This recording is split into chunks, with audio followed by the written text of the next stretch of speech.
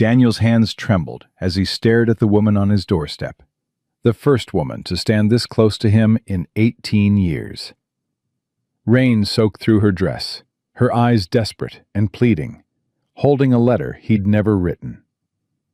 His chest tightened with a panic he thought he'd buried with his wife. "I didn't send for you," he managed to say, but she was already collapsing against his doorframe, exhausted and nowhere else to go.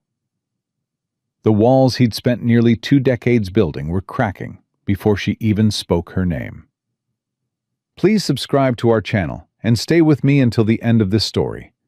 Comment below with your city so I can see how far this tale has traveled. The knock came at dusk, cutting through the silence like a gunshot. Daniel froze mid-step, the bucket of water suspended in his calloused hands. Nobody knocked on his door. Nobody had knocked in years. The sound came again, louder, more insistent, and something cold settled in his stomach. He set the bucket down carefully, wiping his hands on his worn trousers, and walked toward the door with the heavy footsteps of a man who'd forgotten how to welcome anyone. When he opened it, the dying light framed a figure that made his breath catch. A woman, young, maybe 30, with dark hair plastered to her pale face by the rain. Her dress clung to her frame, heavy with water, and she clutched a piece of paper in her shaking hands, like it was a lifeline. "Daniel Carter?" Her voice was barely above a whisper, exhausted and uncertain. He couldn't speak. The sight of her, standing there, real and present, sent a wave of something through him he couldn't name. Fear, anger, something else he refused to acknowledge. "I'm Amelia Lawrence." She held out the paper with trembling fingers. I received your letter from the agency." Daniel's eyes dropped to the paper, then back to her face. "What letter?" "The Marriage Bureau, in Chicago." Her voice cracked slightly. "You requested a bride. I'm here to—" "I didn't request anything." The words came out harsher than he intended, and he watched her face crumble. She looked down at the letter, confusion and panic flooding her features. "But this has your name, your address. They said—" "I don't care what they said." Daniel's jaw tightened. "I didn't write to any agency." The rain picked up, drumming harder against the porch roof. Amelia swayed slightly, her face draining of what little color it had left. Daniel watched her grip the doorframe for support, and despite every instinct screaming at him to close the door and return to his solitude, he couldn't move. "Please," she whispered. "I spent everything I had to get here. The stage left me at the crossroads. I walked 3 miles in this storm. I have nowhere—" Her voice broke completely. "I have nowhere else to go." Daniel stared at her, his mind racing. 18 years. 18 years of carefully constructed walls, of deliberate isolation, of choosing emptiness over the risk of pain. And now this woman stood on his doorstep, drenched and desperate, holding a lie that wasn't hers, but somehow involved him. "Let me see that letter." She handed it to him with shaking hands. Daniel unfolded the damp paper, his eyes scanning the words. The handwriting wasn't his, but his name was there, his location, a description of a widowed farmer seeking a companion. Every word felt like a violation. "This is fraud," he said quietly. "Some agency made this up, probably took your money and sent you out here hoping—" He stopped, the cruelty of it settling over them both. Amelia's shoulders shook, though whether from cold or tears, Daniel couldn't tell. "I should have known better. I should have questioned it more. But I was so desperate to leave Chicago, to have something different that I—" She pressed her hand to her mouth, fighting for composure. "I'm such a fool." The rain intensified, turning to a downpour. Thunder rumbled in the distance. Daniel looked at her, really looked at her, and saw the exhaustion carved into every line of her face, the way her entire body trembled. how her lips had started to turn blue. He thought about sending her away, pointing her back toward the crossroads where the next stage might come through in 2, maybe 3 days. He thought about closing the door and returning to the safe, familiar emptiness of his house. But he didn't. "Come inside." The words felt foreign in his mouth. "You'll catch your death out here." Amelia's eyes widened with surprise and relief so profound it made Daniel's chest ache. She stumbled forward, and he instinctively reached out to steady her, his hand on her arm.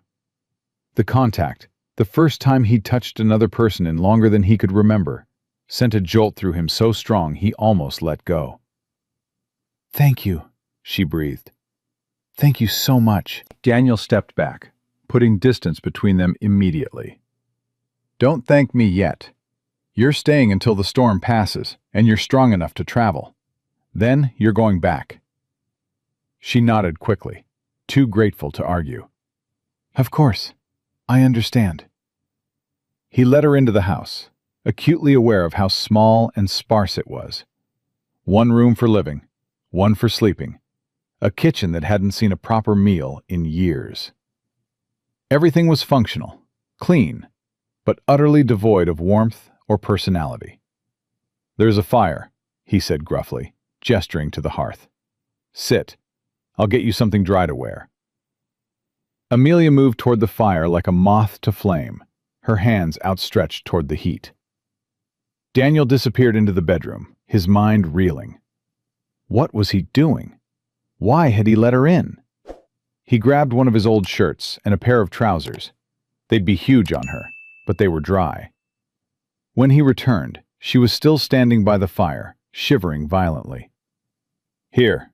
He thrust the clothes at her without meeting her eyes. "Change. I'll turn around." "Thank you." Her voice was so soft, so genuinely grateful, that it made something twist in Daniel's gut.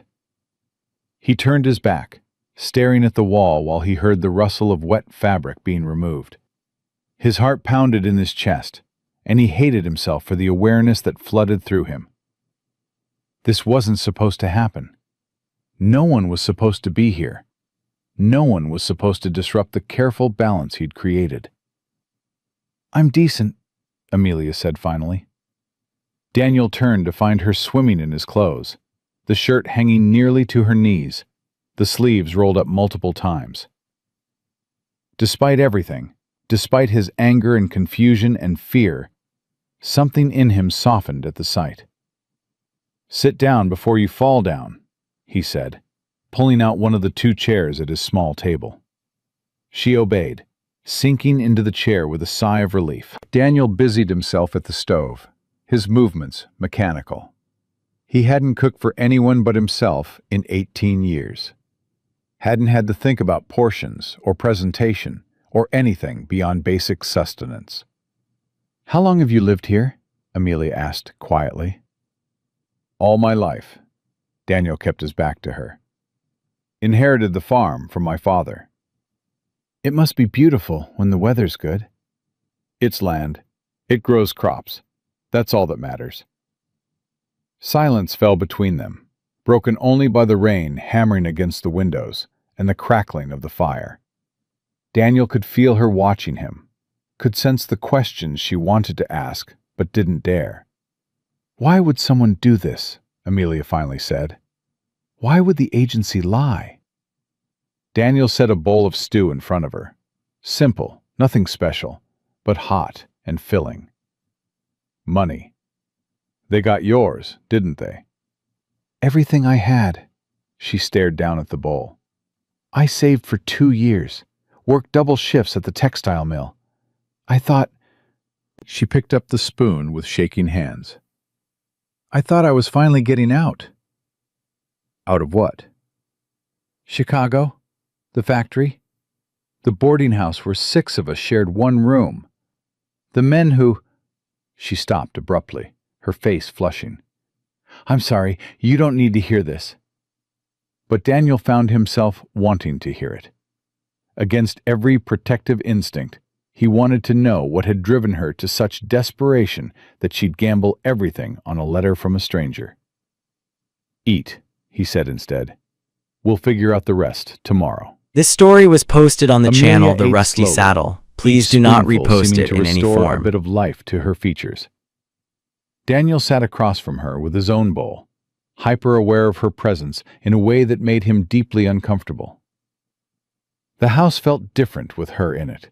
Smaller, warmer, wrong. "This is good," she said softly. "Really good." "It's nothing." "It's more than I've had in weeks." The simple statement hung between them, loaded with implications Daniel didn't want to explore. He focused on his food, on the familiar routine of eating, but his eyes kept drifting back to her face. She was pretty, he realized with a start. Not in the polished way of women in photographs, but in a real, tired, human way. There were lines around her eyes that spoke of hardship, and her hands were rough from labor.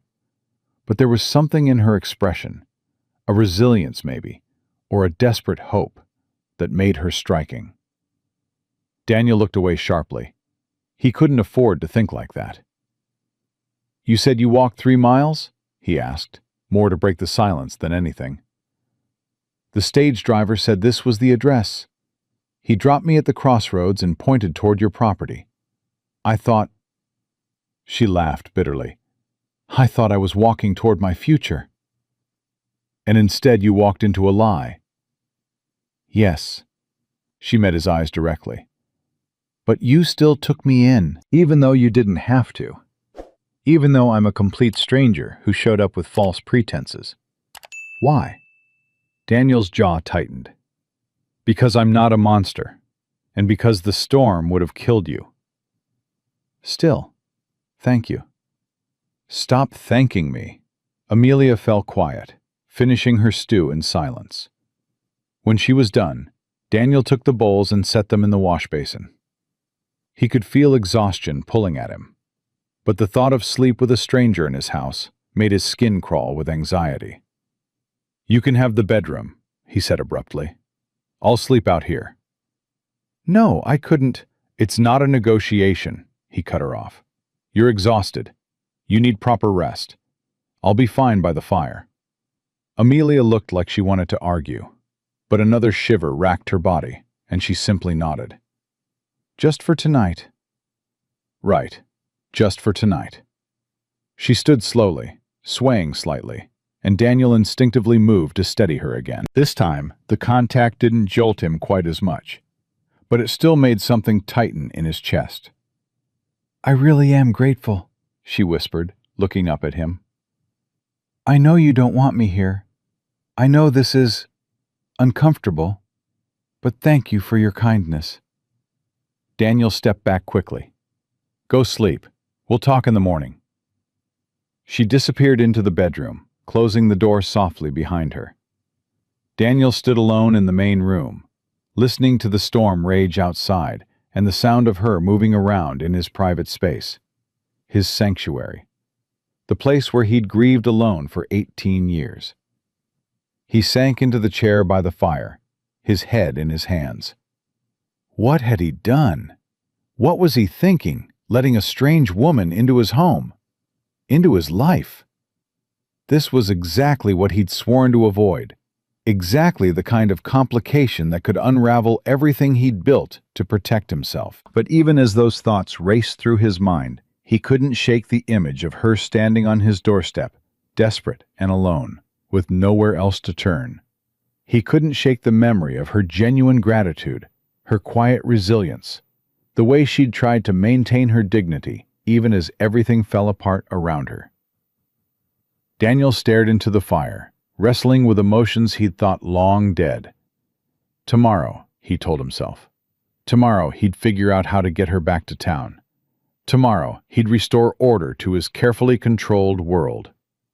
But tonight, for the first time in 18 years, his house didn't feel quite so empty. And that terrified him more than anything. The storm didn't break by morning. Daniel woke stiff and sore from sleeping in the chair, the fire reduced to embers. Dawn light filtered weakly through the windows, revealing rain still pouring steadily from gray skies. He stood slowly, his back protesting, and moved to rekindle the fire. The bedroom door opened quietly, and Amelia emerged, still wearing his oversized clothes.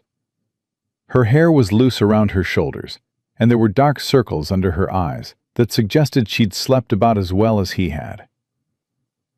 "Good morning," she said, tentatively. "Morning." Daniel didn't look at her. "Storm's still going. Road to the crossroads will be impassable." "Oh." She wrapped her arms around herself. "How long do these usually last?" "Day, maybe 2. The weight of that statement settled between them. 2 more days. 48 hours of this uncomfortable awareness, this forced proximity, this disruption to everything Daniel had worked so hard to maintain. "I can help," Amelia offered quickly. "With chores, cooking, whatever you need. I don't want to be a burden." "You're already a burden." The words came out crueler than he'd intended, and he watched her flinch. Guilt pricked at him, unfamiliar and unwelcome. "I'm sorry," she said quietly. "I know this isn't what you wanted." Daniel turned to face her fully. "What I want is to be left alone. What I want is for none of this to have happened. But here we are, so we might as well make the best of it until you can leave." "Right." Her voice had gone flat, defensive. "Until I can leave." He gestured toward the stove. "There's coffee. Help yourself. I need to check on the animals." Daniel grabbed his coat and escaped into the rain, welcoming the cold water on his face. The barn was dry and familiar, his horses and the few cattle he kept greeting him with their usual indifference. He went through the motions of feeding and watering them, trying to lose himself in the routine. But even here, he couldn't escape. His mind kept returning to the woman in his house, to the way she'd looked at him with such desperate hope when he'd opened the door, to the soft sound of her voice thanking him, to the awareness that she was there, in his space, disrupting 18 years of solitude. When he returned to the house, Amelia had made coffee and was sitting at the table with her hands wrapped around a cup. She'd found a piece of paper and a pencil somewhere, and she was writing something with careful concentration. "What's that?" Daniel asked, shaking the rain from his coat. She looked up, startled. "I'm making a list of everything I need to do when I get back to Chicago. Find a new job, a new place to stay, figure out how to—" She stopped, her voice catching. "How to start over. Again." Daniel poured himself coffee, studying her profile. "You can't go back to the factory." "I quit. Told them I was getting married and moving west." "They already filled my position." She laughed without humor. "I burned every bridge to get here, to chase a lie." "The boarding house?" "Rented my bed to someone else within hours. That's how it works there. You leave, someone else takes your spot immediately." Daniel sat down across from her, a knot forming in his stomach. "So you're saying you have nothing to go back to?" "That's exactly what I'm saying." Amelia met his eyes, and he saw the fear there, carefully controlled, but real. "I gambled everything on this letter, on the promise of something better. And now I have nothing." "Family?" "Dead. Parents died of cholera when I was 16. No siblings." "Friends?" "Work friends. Nobody close enough to take me in." The reality of her situation began to sink in, and Daniel felt something shift in his chest. This wasn't just an inconvenience that would resolve itself in a day or two. This was a person whose life had been shattered by the same lie that had brought her to his door. "The agency," he said slowly. "Do they have your money?" "Spent it. On the train ticket, the stage fare, provisions for the journey. They said my husband," she caught herself, "my supposed husband, would reimburse them. That's how they work. Take the money up front, make the arrangements, send the women west." And if the women arrive to find no husband waiting, that's not their problem anymore. This story was posted on the channel The Daniel's Rusty hands Saddle. tightened around Please his do not coffee cup. repost it in any The form. cruelty of it, the systematic exploitation of desperate women, made anger rise in his throat. He knew the world was harsh, knew that people took advantage of others' vulnerabilities. But having it laid out so clearly, sitting across from one of its victims, made it real in a way that infuriated him. "You should write to them," he said finally. "Demand your money back."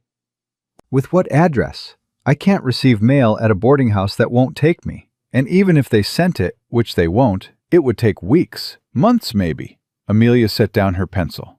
I need to face reality. I need to figure out how to survive with nothing. You survived before? Barely. And I was younger then, more hopeful. She looked at him directly. Do you know what it's like to work 16 hours in a factory, come home to a room so crowded you can't breathe, and know that this is all there will ever be? To watch women age 30 years and 5, to see them get sick and die and be replaced the next day? I wanted out so badly I ignored every warning sign about that letter. And now I'm right back where I started. Worse, actually, because now I don't even have the factory. Daniel didn't know what to say. His own grief, his own isolation, it was self-imposed, a choice he'd made to protect himself. But Amelia's situation was different. She'd been fighting just to survive, and the world had crushed her for daring to hope for something better. "The storm will break," he said, though the words felt hollow. "When it does, I'll take you to town. Maybe there's work there.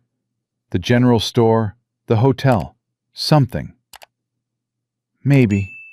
She didn't sound convinced. They sat in uncomfortable silence, the rain drumming steadily against the roof. Daniel found himself searching for something to say, some way to fill the heavy quiet, but everything felt inadequate. Finally, Amelia stood. "Let me wash these cups, and if you have any mending or cooking that needs doing, I can help. I'm good with my hands." "There's a pile of shirts that need buttons," Daniel admitted. "In the bedroom, top drawer." She nodded and moved toward the room, pausing at the threshold. "Daniel?" He looked up, surprised by her use of his first name. "I meant what I said last night. Thank you for taking me in, even if it's just until the storm passes." "Even if you didn't want to. It means more than you know." Before he could respond, she disappeared into the bedroom. Daniel sat alone with his coffee, his mind churning. 2 days, he reminded himself. 2 days and she'd be gone, and his life would return to normal. 2 days of this strange disruption, and then everything would go back to the way it was supposed to be. He tried to convince himself that was what he wanted. But somewhere in the back of his mind, a small voice whispered that normal had stopped feeling sufficient the moment he'd opened his door to find her standing there. And that terrified him most of all. The afternoon crept by with agonizing slowness, each minute stretching longer than the last, as Daniel found himself acutely aware of every sound Amelia made in the next room.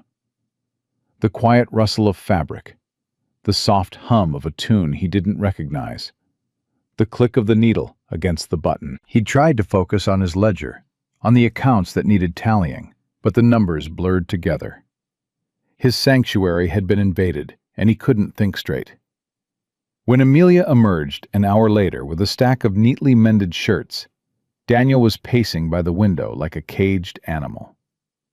"These are done," she said, setting them on the table. "The stitching should hold for years if you're careful with them." Daniel glanced at the shirts, then back at the rain. "Fine." "You're going to wear a hole in the floor," Amelia observed. "I need to check the fence line. Storm like this could be damage." "In this weather? You'll drown before you get 50 yards. "It's my land, my responsibility." Amelia crossed her arms. "It's also suicide. The fence will still be there when the rain stops." Daniel spun to face her, frustration boiling over. "Don't tell me what to do on my own property." "I'm not." You've been here less than a day, and you're already acting like you belong here." The words hit her like a physical blow. Amelia's face went pale, then flushed with anger. "You're right. I don't belong here. I don't belong anywhere. Is that what you want to hear?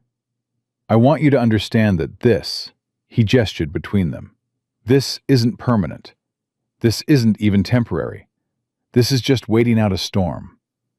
"I know that!" Her voice rose to match his. "You've made it perfectly clear that I'm a burden you can't wait to be rid of. But I'm trying to be useful while I'm here. I'm trying to earn my keep for these 2 days instead of just sitting in a corner being pathetic. Is that so wrong?" Daniel's jaw tightened. "I didn't ask for your usefulness." "No, you didn't ask for anything. You haven't asked for anything in 18 years, have you? Just you and your empty house and your precious solitude." The silence that followed was deafening.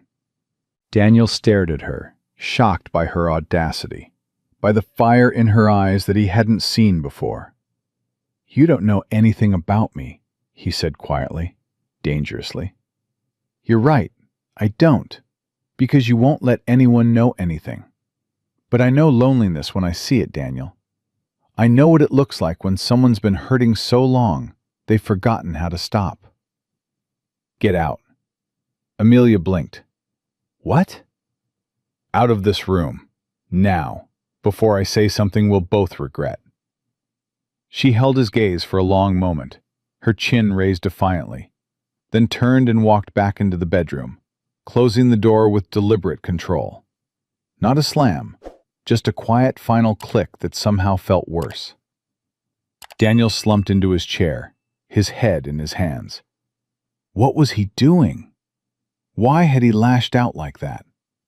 She'd only been trying to help, trying to make herself useful in an impossible situation, and he'd attacked her for it. Because she was right. Because in one day, she'd seen through the armor he'd spent 18 years perfecting. An hour passed. Then another. The rain continued its relentless assault on the roof. Daniel sat motionless, wrestling with himself. Finally, he stood and walked to the bedroom door, raising his hand to knock. Before he could, it opened. Amelia stood there, her eyes red but dry, her expression carefully neutral. "I found this while I was putting away the shirts," she said softly, holding out a small wooden box.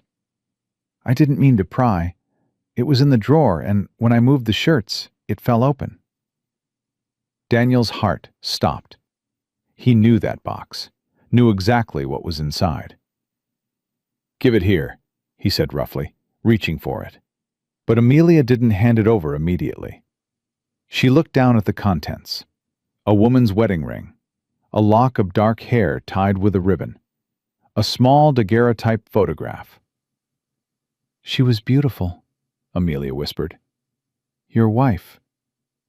"You had no right." "I know, I'm sorry, but Daniel..." She finally met his eyes.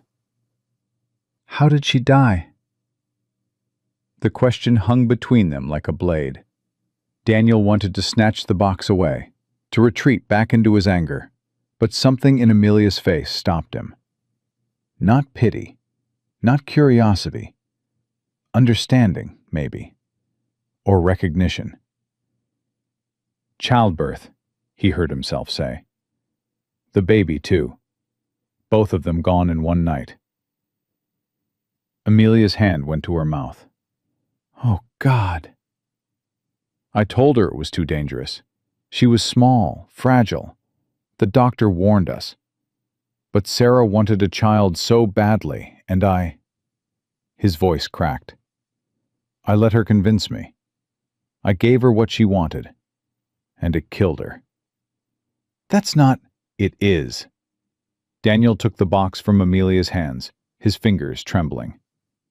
"I killed my wife by being too weak to say no, by putting her happiness above her safety.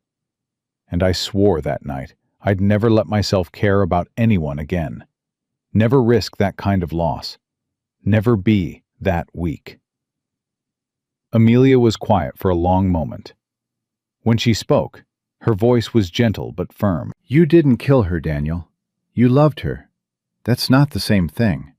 This story was Isn't it? posted on the channel The Love made Rusty me Saddle. selfish, Please do made me not give her repost it something in that any form. destroyed her. Love made you human, made you want to share your life with someone. What happened was tragedy, not murder. Daniel turned away from her, clutching the box. You don't understand. Don't I? Amelia's voice changed, taking on an edge he hadn't heard before. You think you're the only one carrying guilt? The only one running from your past? He looked back at her. What are you talking about? She took a shaky breath. I told you I worked at a textile mill, that I lived in a boarding house.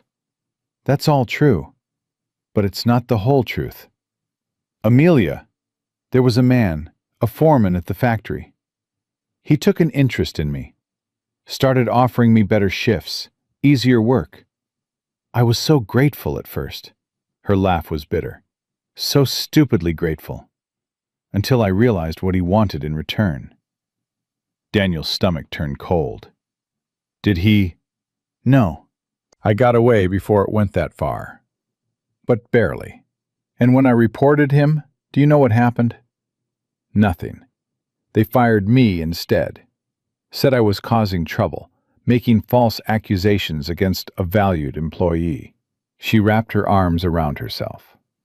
That's when I saw the advertisement for the marriage bureau.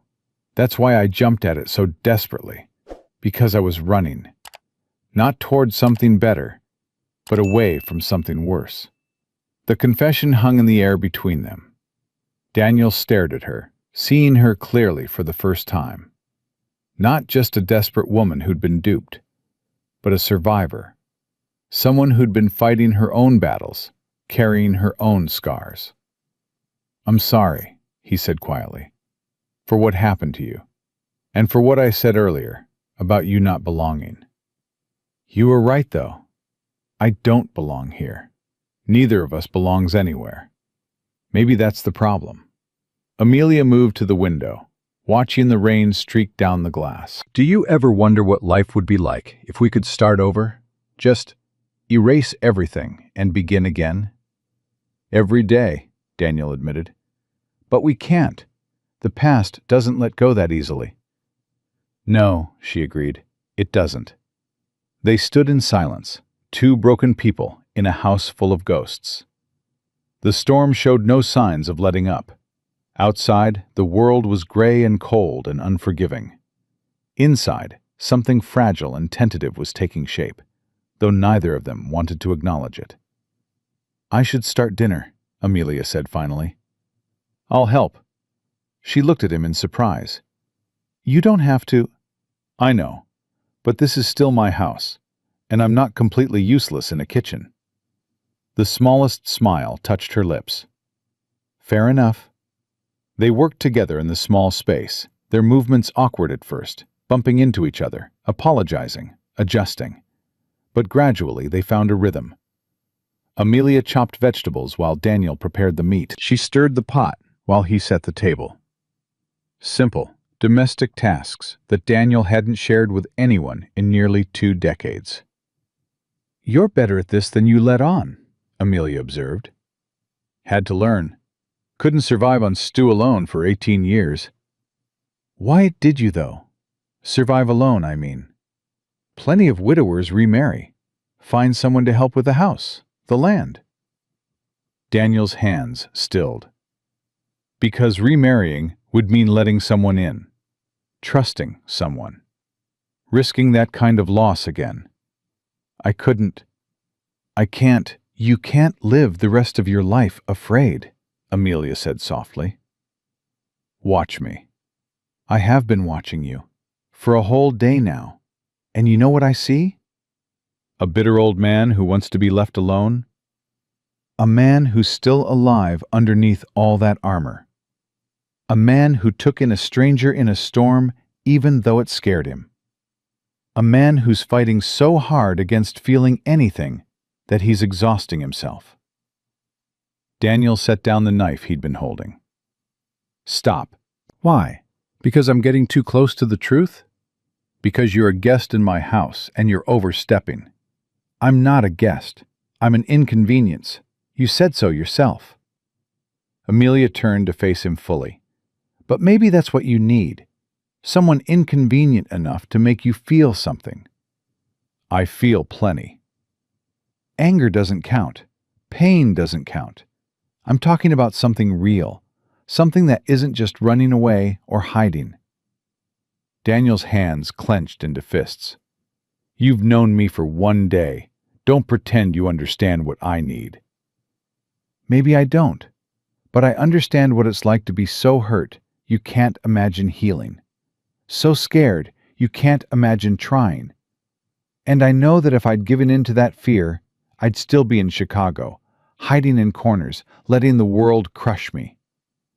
Look where your bravery got you, Daniel shot back.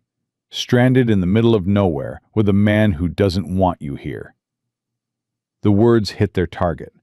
Amelia's face crumpled for just a moment before she composed herself. You're right. I should have stayed scared. Should have stayed broken. Would have been safer that way.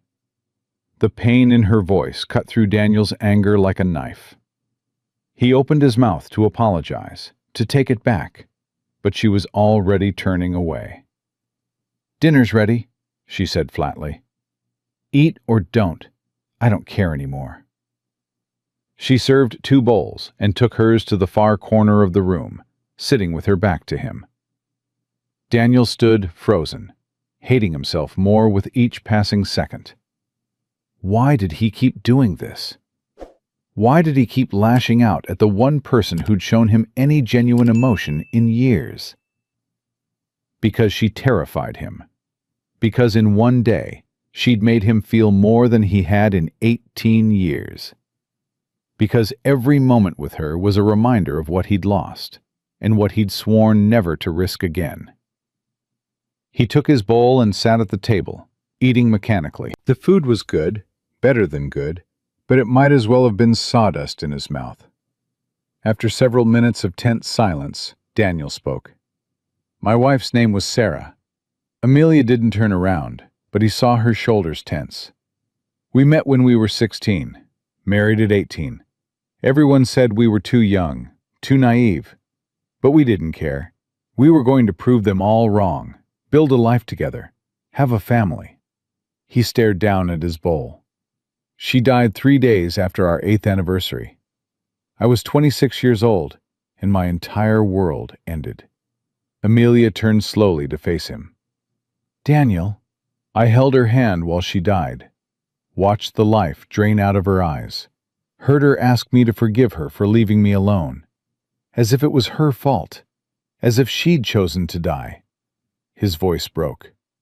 I've spent 18 years trying not to feel that again, trying not to care about anyone or anything enough that losing it would destroy me. And then you show up at my door, and in one day, you've made me feel more than I have in nearly 2 decades. Do you understand how terrifying that is? Amelia set down her bowl and crossed the room slowly, sitting in the chair across from him. Yes, she said simply. I understand exactly how terrifying it is. Because you scare me too. I scare you?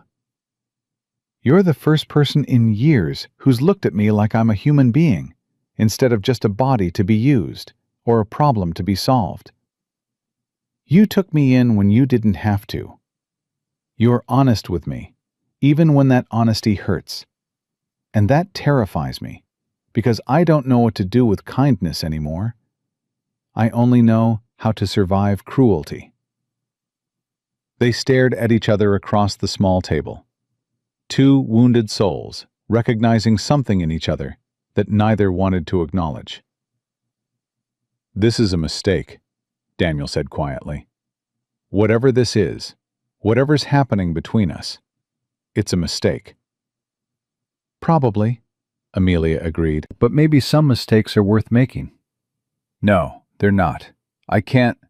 He stood abruptly, his chair scraping against the floor. I can't do this. I can't let myself. Thunder crashed so loudly it shook the house. Both of them jumped, and in the sudden flash of lightning that followed, Daniel saw something outside This the story window was that made posted his on the blood channel run The Rusty cold. Saddle. Please do not "The repost barn," it in any he said. form. "The door's open. The horses." He was already moving, grabbing his coat, not thinking about the storm or the danger. Those horses were all he had, the only living things he'd allowed himself to care about in 18 years. "Daniel, wait!" Amelia called after him. But he was already out the door, running through the rain toward the barn. The wind hit him like a physical force, nearly knocking him off his feet. Water poured into his eyes, blinding him, but he pushed forward. The barn door was indeed open, swinging wildly in the wind. Inside, his horses were panicking, their frightened screams cutting through the storm. Daniel fought his way inside, grabbing for the door, trying to secure it. And then he felt hands beside his, smaller but strong, helping him pull. Amelia. She'd followed him into the storm. Together, they wrestled the door closed and secured it. The sudden quiet was almost deafening. They stood there, both soaked to the bone, breathing hard, staring at each other in the dim light of the barn. "What are you doing here?" Daniel demanded. "Helping you, you stubborn fool. You could have been hurt." "So could you." Amelia's eyes blazed. "Did you even think about that before you ran out here? Did you think about what would happen if that door had blown into you? If you'd been struck by lightning? If you'd—" Daniel grabbed her shoulders. "Stop. Just stop." "Why? Why should I stop caring if you live or die when you clearly don't care yourself?" "Because it's not your job to care about me." "Maybe I want it to be." The words burst out of her before she could stop them. They froze, both shocked by the confession. The rain hammered on the barn roof. The horses shifted restlessly in their stalls. And Daniel's hands were still on Amelia's shoulders, could feel her trembling, from cold or fear or something else entirely. "Amelia," he said, his voice rough. "Don't." "Don't what? Don't care? Don't feel? Don't want something more than just surviving day to day?" She looked up at him, water streaming down her face. "I can't help it, Daniel. I've been numb for so long, and now I'm here with you, and I feel alive again, and I don't know how to make it stop." "You have to, because when this storm breaks, you're leaving. You have to leave." "I know. And anything that happens between now and then will only make it harder." "I know that too." But neither of them moved. Daniel's hands were still on her shoulders. Amelia's eyes were still locked on his. The space between them felt charged with something dangerous and inevitable. "We should go back to the house," Daniel said. But he didn't move. "Yes," Amelia agreed, but she didn't move either. The moment stretched, taut as a wire, and Daniel felt 18 years of carefully constructed walls beginning to crack. He thought about his wife, about the promise he'd made never to care again, about the safety of solitude and the danger of connection. And then he thought about how alive he felt, standing in this barn, with this woman who'd appeared on his doorstep less than 24 hours ago. "This is insane," he whispered. "Completely," Amelia whispered back. Daniel's hands slid from her shoulders. He stepped back, putting necessary distance between them. "We need to check on the animals. Make sure they're not injured." "Right. The animals." They moved through the barn together, their earlier argument forgotten, examining each horse, calming them with soft words and gentle hands. The work was familiar, grounding, and it gave Daniel something to focus on besides the woman beside him and the feelings he was desperately trying to suppress. When they were satisfied the horses were unharmed, they stood at the barn door, looking out at the rain that showed no signs of stopping. "We're going to have to run for it," Daniel said. "I'm already soaked. Can't get much wetter." On 3. 1, 2. They ran together, splashing through puddles, the rain pelting them mercilessly. By the time they burst through the door of the house, they were both laughing breathlessly, despite everything. "That was stupid," Amelia gasped, pushing wet hair out of her face. "Completely stupid," Daniel agreed, and found himself smiling. Actually smiling. The smile faded when he realized how close they were standing, both dripping water onto his floor, both breathing hard, both looking at each other with something that went far beyond gratitude or friendship. "I'll get towels," Daniel said quickly, stepping away. "Daniel, wait." He stopped, his back to her, his hand on the bedroom door. "Thank you," Amelia said softly, "for letting me help, for not sending me back to the house, for treating me like an equal instead of a burden." Daniel turned to look at her. Her hair was plastered to her head, his oversized clothes clinging to her frame, and she'd never looked more beautiful or more dangerous to everything he'd built to protect himself. "You were never a burden," he said before he could stop himself. "You've been terrifying from the moment you knocked on my door, but never a burden." Then he grabbed the towels and retreated, leaving her standing alone in the main room, both of them knowing that something had fundamentally shifted between them, something neither of them knew how to handle, something that wouldn't survive her leaving when the storm finally broke. That night, neither of them could sleep. Daniel lay by the fire, listening to Amelia shift restlessly in the bedroom, and every sound made his chest tighten with an awareness he couldn't shake.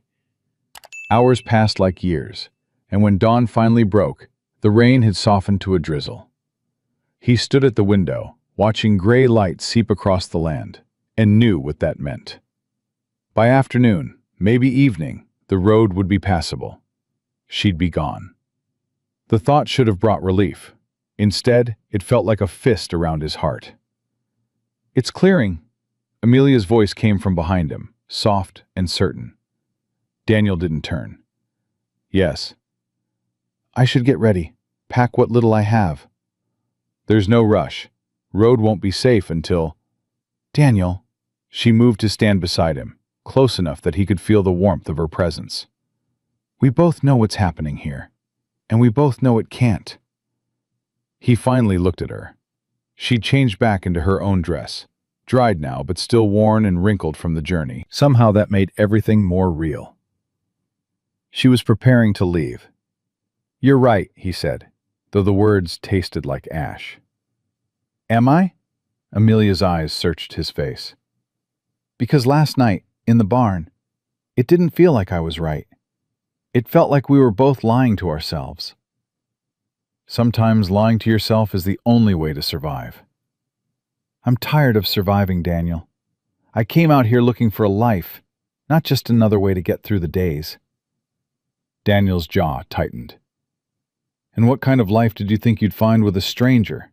A man you'd never met?" "An honest one. A simple one. Someone to build something with instead of just existing alone." She turned to face him fully. "But that was a fantasy. The letter was a lie. Except now I'm here, and I've met you, and the strange thing is—" "Don't." Daniel stepped back. "Don't say whatever you're about to say." "Why not? We're running out of time anyway." "Exactly. So why make it harder?" Amelia's hands clenched at her sides. "You know what I think? I think you want me to leave so you can go back to feeling nothing. So you can tell yourself you were right to stay alone all these years. So you can use my leaving as proof that caring about anyone is too dangerous." "You don't know what you're talking about." "Then tell me I'm wrong. Look me in the eye and tell me you feel nothing." Daniel stared at her, his heart pounding. "What I feel doesn't matter." "It's the only thing that matters." "No." His voice rose to match hers. "What matters is that in a few hours, you'll be gone. You'll go back to Chicago or somewhere else, and you'll find work and a life and eventually forget you were ever here. And I'll stay on this farm, alone, like I have for 18 years. That's what's real. That's what matters. And that's enough for you? Going back to that emptiness? It's safe. It's not living. The words hung between them like a challenge. Daniel's hand shook with the effort of keeping himself from reaching for her, from pulling her close, and damn the consequences. I can't, he said, his voice breaking. Amelia, I can't go through that loss again. I barely survived it the first time. Who says you'll lose me? Everyone loses everyone eventually. That's how life works. So we should just never try? Never connect? Never take the risk that something good might happen? Yes. The word came out harsh. This and story was final. posted on the channel That's The Rusty exactly what I'm Saddle. saying. Please do not repost it in any form. Amelia's eyes filled with tears, but she blinked them back furiously. Fine. Then I'll pack now. As soon as the road is clear, I want to leave. She turned and walked toward the bedroom, her back straight and proud. Daniel watched her go, every instinct screaming at him to call her back, to take it all back, to tell her the truth, that she'd become essential to him in less than 2 days, that the thought of her leaving was tearing him apart, that he was terrified, not of losing her, but of how much he already cared. But he said nothing. He let her go. An hour later, Amelia emerged with the few belongings she'd brought, all wrapped in a bundle. She stood by the door, waiting, not looking at him. The road's still too muddy, Daniel said, hating how weak his voice sounded. I'll walk slowly. You'll break your neck. That's my concern, not yours. The coldness in her tone cut deeper than any anger could have. Daniel moved toward her, stopping a few feet away. Amelia, I didn't mean... Yes, you did. She finally looked at him, and her eyes were dry now, empty of the warmth he'd seen there before. You meant every word. And you're right. This was a mistake. All of it. I should never have knocked on your door. I didn't say that. You didn't have to. She reached for the door handle. Thank you for the shelter, for the food, for not turning me away immediately. I'll find my way back to town. Wait. The word burst out of Daniel before he could stop it. At least let me hitch the wagon. I'll drive you to the crossroads. I don't want your pity. It's not pity, it's... He struggled for the right word. It's what anyone would do. You're not anyone, Daniel. You're the man who's convinced himself that being alone is noble instead of just being scared. The accusation hung in the air between them. Daniel felt something snap inside him. Years of control finally fracturing. Scared? His voice was dangerously quiet. You think I'm scared? I watched my wife die in my arms, heard her last breath, buried her and our child in the ground with my own hands. I didn't run from that. I survived it. And if choosing not to go through that hell again makes me scared, then yes, I'm terrified. Is that what you want to hear? Amelia's composure cracked. No! I want to hear that maybe, just maybe, I'm worth the risk. That these 2 days meant something to you beyond just an inconvenience. That you feel even a fraction of what I... She stopped abruptly, pressing her hand to her mouth. Of what you what? Daniel moved closer, his heart racing. Nothing. Forget it. Tell me. Why? So you can reject it? Push me away again? I've had enough rejection for one lifetime, thank you. Amelia. I'm falling for you. The words exploded out of her, raw and desperate. I've been here less than 2 days and I'm falling for you. And I know it's insane and impossible and you don't want to hear it, but there it is. I feel safe with you. I feel seen. And the thought of leaving and never seeing you again is breaking my heart. Are you satisfied now? Daniel stood frozen, her confession washing over him like a wave. Every defense he'd built, every wall he'd constructed, came crashing down in that moment.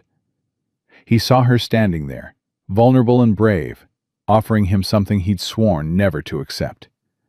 And he knew, with absolute certainty, that he was about to make the biggest mistake of his life. Or the only right choice he'd made in 18 years. "I can't let you leave," he said quietly.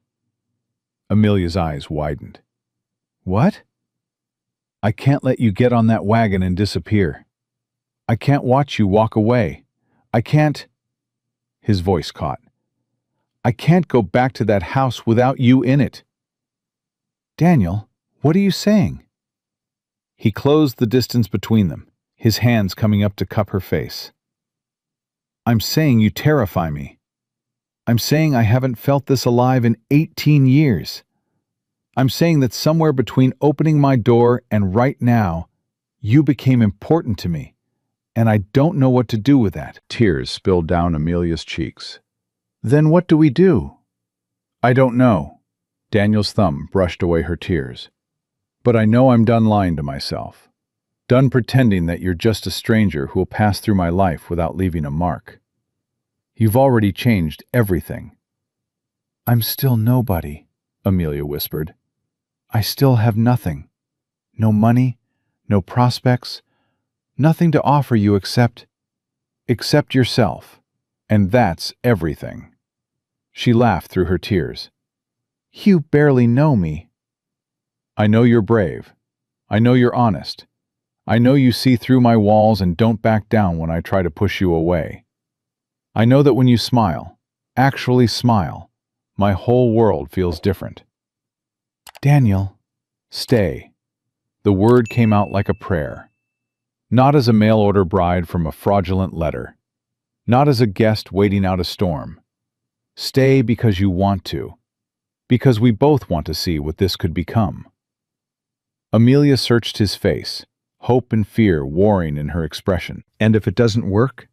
If we try and it falls apart? Then at least we tried. At least we didn't let fear make our decisions for us." "What about your wife? Your promise?" Daniel's hands trembled against her face. "Sarah would hate what I've become. She'd hate that I've spent 18 years hiding instead of living. She loved life, loved people, loved taking chances. Honoring her memory doesn't mean burying myself alive." "Are you sure? Because I can't—" Amelia's voice broke. "I can't have you change your mind tomorrow, or next week. I can't survive being thrown away again." "I'm not throwing you away. I'm asking you to stay, to build something real with me." He paused, vulnerability flooding his voice. "If you still want to." Amelia's hands came up to cover his, pressing them against her face. "I want to. God help me, I want to more than anything. But Daniel, we have to be realistic. I don't know anything about farm life.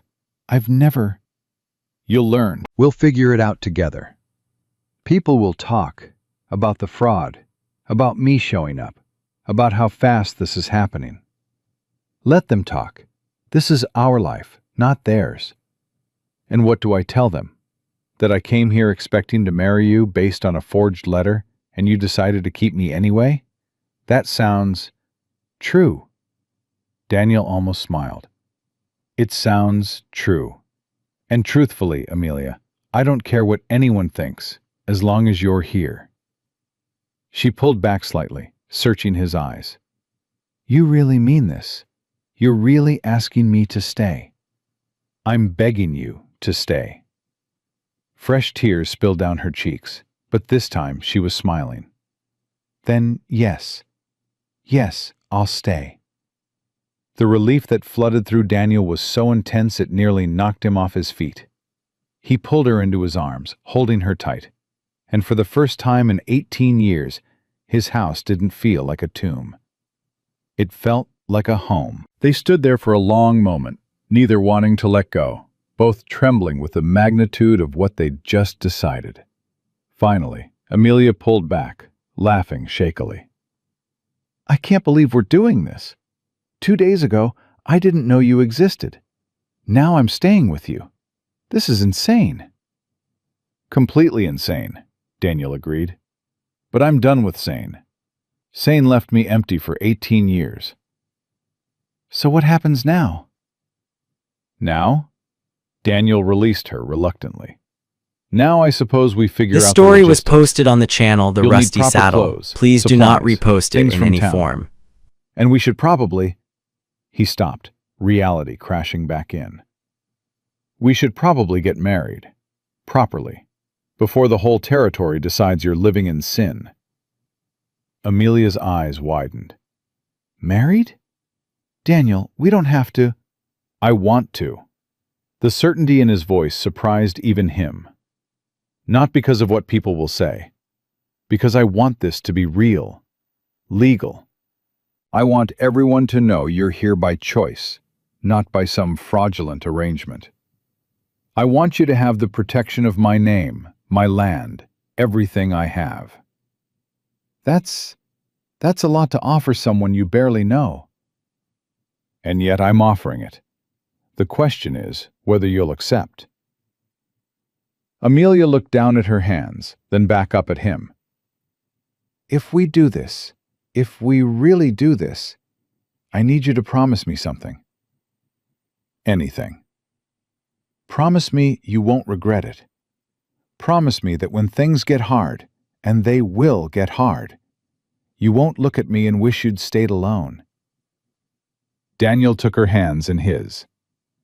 I promise. And I need you to promise me something too. What?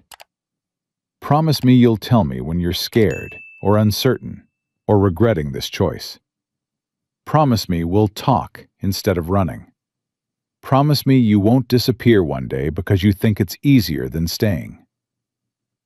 I promise. Amelia squeezed his hands. I'm not going anywhere. Not anymore. They stood there, hands clasped, making promises they barely understood, but meant with everything in them. Outside, the sun was finally breaking through the clouds, sending shafts of light across the rain-soaked land. We should go to town, Daniel said. Talk to the Reverend. Get this done properly before I lose my nerve. You're nervous? Terrified. Good, Amelia smiled. That makes two of us. Daniel hitched the wagon, his hands shaking slightly as he worked. Amelia stood nearby, watching him, and every time he looked at her, he felt that same jolt of certainty and terror mixed together. They were really doing this. As they climbed onto the wagon seat, Amelia suddenly grabbed his arm. Wait, what if they won't marry us? What if the Reverend thinks this is too fast, or questions the circumstances, or then we'll find someone who will. Or we'll wait the proper time. But you're staying regardless. Marriage or not, you're staying. You're really sure about this? Daniel looked at her, really looked at her, and saw his future sitting beside him. Terrifying and uncertain, and absolutely right. I've never been more sure of anything in my life. The ride to town took an hour, and with each mile, Daniel felt his resolve strengthen. This wasn't reckless. This was right. Amelia talked nervously the whole way, asking questions about the town, about his land, about what kind of life they'd build together. Daniel answered as best he could, but mostly he just listened to her voice, grateful for the sound of another human being in his life. When they reached town, people stared. Daniel Carter hadn't been to town in months, and he'd certainly never brought a woman with him. Whispers followed them as they made their way to the church. Reverend Matthews was in his office, a kind-faced man in his 60s, who'd tried for years to draw Daniel back into the community. When they appeared in his doorway together, his eyebrows rose. Daniel Carter. This is a surprise. Reverend, I need to ask you something. Daniel's voice was steady. Can you marry us? Today? The Reverend's eyes widened. Today? Daniel, I don't even know who this young lady is. Amelia Lawrence. She came here to marry me through a mail-order arrangement, except the letter was fraudulent. I didn't request a bride. But now she's here, and I'm asking her to stay, and I want to do this properly. The Reverend looked between them, clearly trying to process this information. "This is highly unusual." "I know, but it's what we want." "Miss Lawrence," the Reverend addressed Amelia directly, "are you being coerced in any way? Do you understand what you're agreeing to?" "Yes." Amelia's voice was clear and certain. "I understand completely, and no one's forcing me. This is my choice." "You barely know each other." "We know enough," Daniel said firmly. "Reverend, I've been alone for 18 years. I'm not asking for your blessing on the timeline. I'm asking for your blessing on the union." The Reverend studied them for a long moment. Finally, he sighed. "I'll need witnesses, and I'd like to speak with Miss Lawrence privately first."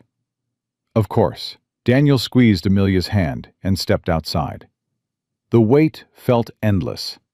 Daniel paced the church steps, wondering what the Reverend was asking her, whether she was having second thoughts, whether this whole thing was about to fall apart before it even started. Finally, the door opened. Amelia emerged, her expression unreadable. "Well?" Daniel couldn't keep the anxiety out of his voice. "He wants to make sure I'm not being forced or taken advantage of." "And what did you tell him?" Amelia smiled then, warm and genuine. "I told him I'm probably the one taking advantage of you, getting a home and a life out of what started as a complete disaster." "That's not—" "I know." She took his hand. "He'll marry us, but he wants us to understand that marriage is permanent, that we're making a commitment that can't be undone on a whim." "I understand." "Do you? Because he also said that grief can make people do irrational things, that you might be using me to fill a void, and when the grief passes you'll realize—" Daniel pulled her close, cutting off her words. "The grief isn't passing. It's just making room for something else. For you. And yes, maybe this is irrational. But I'm done being rational, if rational means being alone." "Okay." Amelia breathed out slowly. "Okay, let's do this." The Reverend found 2 witnesses, the church secretary and a farmer who'd come to town for supplies. They gathered in the small chapel, and Daniel felt the weight of the moment settle over him. This was real. This was happening. As the Reverend began the ceremony, Daniel glanced at Amelia. She was trembling slightly, her eyes bright with unshed tears, and he knew she was just as terrified as he was. "Do you, Daniel Carter, take this woman to be your lawfully wedded wife?" Daniel thought about Sarah, about the promise he'd made to never love again. And then he thought about Amelia, about the way she'd challenged him and seen through him and refused to let him hide. "I do." "And do you, Amelia Lawrence, take this man to be your lawfully wedded husband?" Amelia's voice was strong and clear. "I do." The Reverend pronounced them husband and wife, and just like that, everything changed. Daniel kissed her gently, aware of the witnesses watching, and when he pulled back, Amelia was crying. "We did it," she whispered. "We actually did it." "We did." Daniel wiped away her tears. "No going back now." "I don't want to go back." They signed the marriage certificate. The witnesses added their names, and suddenly it was legal and binding and real. Daniel Carter was married again, to a woman he'd known for less than 3 days. As they walked out of the church, Amelia clutched his arm. "What now?" "Now we go home, and we start figuring out what our life looks like. Together." Together. The ride back to the farm was quiet, both of them processing what they'd just done. When the house came into view, Daniel felt a surge of something he hadn't felt in 18 years. Hope. They stood in the doorway of the house together, and suddenly the reality crashed over them both. They were married. This woman was his wife. This man was her husband, and they barely knew each other. "I'll bring your things inside," Daniel said, his voice awkward. "Our things," Amelia corrected softly. It's our house now. The word our hung in the air between them, strange and new and terrifying. Daniel nodded and carried her small bundle inside, setting it on the table like it might explode if he moved too quickly. This story was Amelia posted on the walked channel slowly The through Rusty main Saddle. room, Please do her not fingers repost it trailing in along any the form. furniture, and Daniel watched her take inventory of what was now her home. The sparse table, the single chair by the fire, the empty walls, the complete absence of anything that made a house feel lived in. It's not much, he said quietly. It's honest. She turned to face him. No pretense, no false promises. Just what it is. You deserve better than this. I deserve someone who means what they say. Everything else we can build. The conviction in her voice steadied him. Daniel moved to the stove, needing something to do with his hands. Are you hungry? It's past noon. Starving, actually. Amelia joined him. But let me help. We're partners now, remember? Partners. The word felt strange in Daniel's mouth. He'd been alone so long that the concept of sharing work, sharing space, sharing life felt foreign. But he stepped aside and let her work beside him, and gradually they found a rhythm. Tell me about the farm, Amelia said as she sliced bread. What crops do you grow? Wheat, mostly. Some corn, vegetables for personal use. Do you sell at market? Once a month. The general store takes most of it. And the animals? Just horses and cattle? Few chickens. Had more once, but... He trailed off. But you stopped caring about things like that when you stopped caring about living, Amelia finished gently. Daniel's hands stilled. Yes. Well, I like chickens. Fresh eggs every morning. Maybe we can build up the flock again. The casual way she said we made something shift in Daniel's chest. She wasn't just talking about staying. She was talking about building a future, about making plans that included both of them. Amelia, I need to know something. Daniel set down the knife he'd been holding. What are your expectations from this marriage? She looked at him directly. Honesty? Respect? Partnership? Someone who won't disappear when things get difficult. And physical intimacy? Amelia's cheeks flushed, but she didn't look away. I won't rush you, Daniel. I know this is complicated.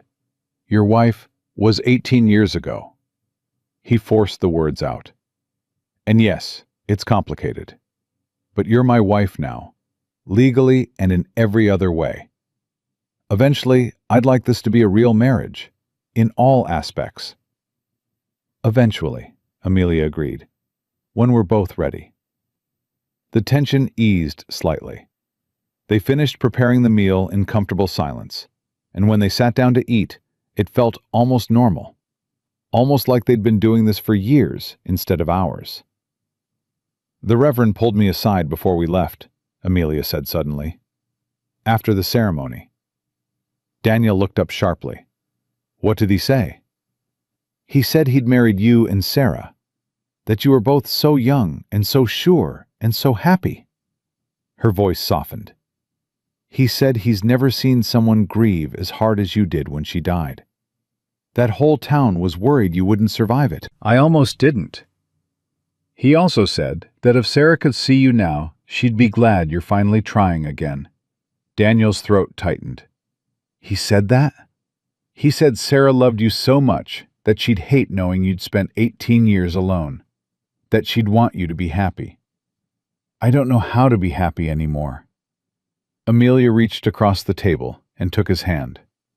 Then we'll learn together, because I don't know either, but at least we won't be learning alone. The simple honesty of it broke something open in Daniel's chest. He turned his hand over, lacing his fingers through hers, and they sat there in silence, holding onto each other like lifelines. The afternoon passed quietly. Amelia explored the house more thoroughly, asking questions about everything. Where Daniel kept supplies, how he organized his tools, what his routines were. And with each answer, Daniel felt her weaving herself into his life. By evening, exhaustion was catching up with both of them. The emotional weight of the past 3 days was crushing, and Daniel could see it in the way Amelia's shoulders sagged, in the dark circles under her eyes. "You should sleep," he said. "In the bedroom. I'll take the chair again." "Daniel, we're married now. You don't have to—" "I'm not doing this out of obligation. I'm doing it because you're exhausted, and you need proper rest." He paused. "And because I'm not ready to share a bed yet. Not tonight." Relief and disappointment flickered across her face. "Okay, but tomorrow we figure out a better arrangement. You can't sleep in that chair forever." "Tomorrow," he agreed. Amelia disappeared into the bedroom, and Daniel settled into his chair by the fire, his mind racing. He was married to a woman he barely knew, a woman who was sleeping in his bed, in his house, trusting him with her future. The magnitude of it was overwhelming. Hours passed. The fire burned low, and then he heard it, a soft sound from the bedroom. Crying. Daniel was on his feet before he could think, moving to the door, pressing his ear against it.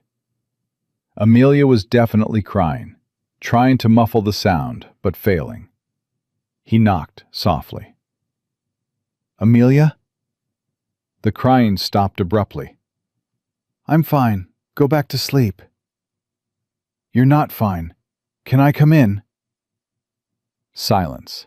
Then, "Yes." Daniel opened the door slowly. In the dim moonlight, he could see Amelia sitting up in bed, her face wet with tears, her arms wrapped around herself. "What's wrong?" he asked, moving to sit on the edge of the bed. "I'm sorry. I didn't mean to wake you." "You didn't. I couldn't sleep. Now tell me what's wrong." Amelia wiped at her face with shaking hands.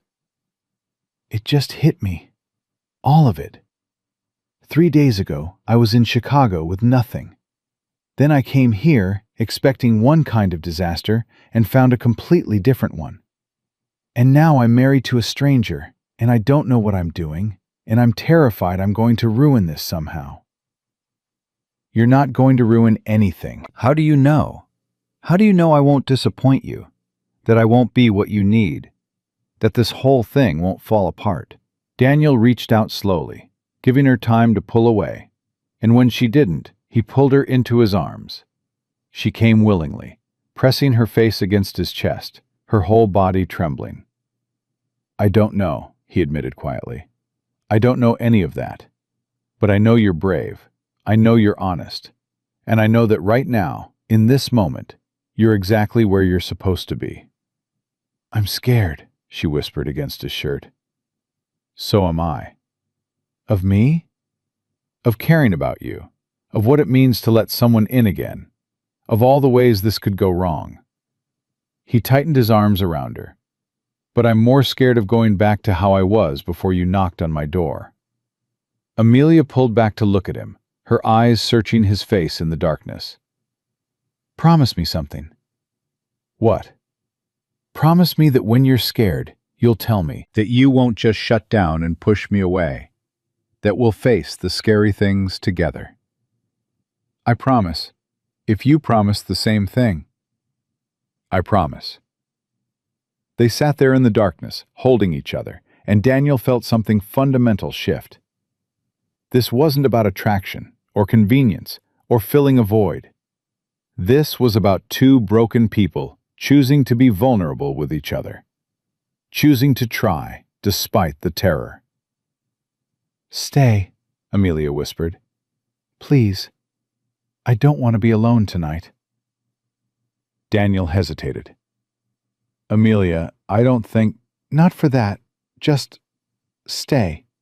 Sleep here. Let me know you're real. That this is real. That I didn't just imagine a way out of my horrible life." The rawness in her voice undid him. Daniel nodded and lay down beside her, on top of the covers, maintaining a careful distance. Amelia curled on her side, facing him, and even in the darkness, he could see her watching him. "Tell me about Sarah," she said softly. "What?" "Your wife. I want to know about her." This story Not was because posted I'm on the jealous channel or The trying to Rusty compete, Saddle. Please do not but because repost it in she any was form. important to you. Because understanding her helps me understand you. Daniel was quiet for a long moment. She was light. That's the only way I can describe it. Everything about her was bright and warm and alive. She laughed constantly, saw the good in everyone, believed the world was fundamentally kind even when it proved her wrong. She sounds wonderful. She was. Too wonderful for this world, maybe. Too fragile. How did you meet? Church. I was 16 and trying to sneak out early. She caught me and asked where I was going in such a hurry. I lied and said I had chores. She said she'd help so I could come back and finish the service properly. He smiled at the memory.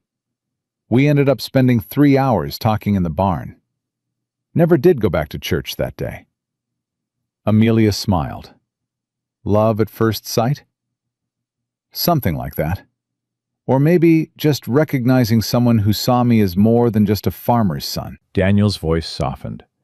She wanted to travel, see the world, have adventures. But she settled for me and this farm, and I always wondered if she regretted it.